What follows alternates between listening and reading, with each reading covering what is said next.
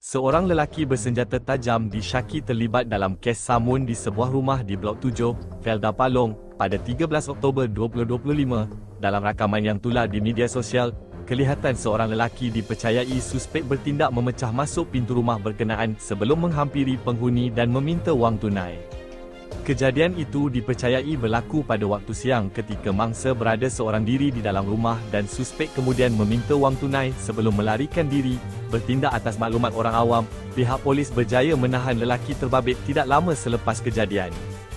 Hasil ujian saringan awal mendapati suspek positif bahan terlarang. Pihak berkuasa kini sedang menjalankan siasatan lanjut berhubung motif sebenar kejadian tersebut. Orang ramai dinasihatkan agar sentiasa berhati-hati dan melaporkan segera sebarang aktiviti mencurigakan di kawasan kediaman masing-masing.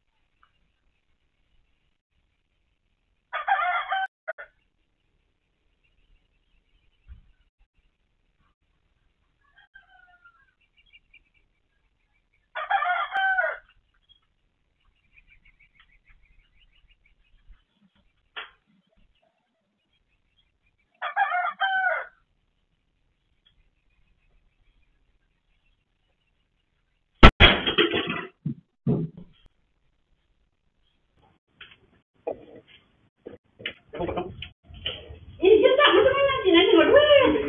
Ya, ambil duit. Tak payah apa ada. Berapa?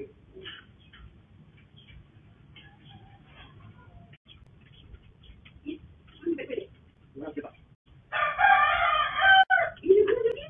Sekarang ada pusing duit. Apa jadi lagi? Banyak dia ambil sikit. Ya sama lagi ya. Di mana dia tak betul? Jangan kita. Tak ada cik duit lagi. Itu satu pun lagi tak ada nak macam mana?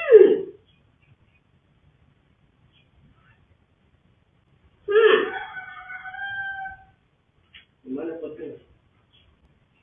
Di sini lah kita taruh. Jangan kita duit.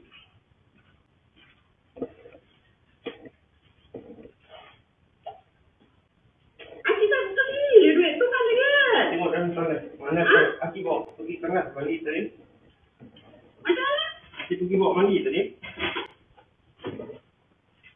Asyik bawa mandi? Aki bawa pergi mandi tak tadi? Mana lalu tidak ada tengok.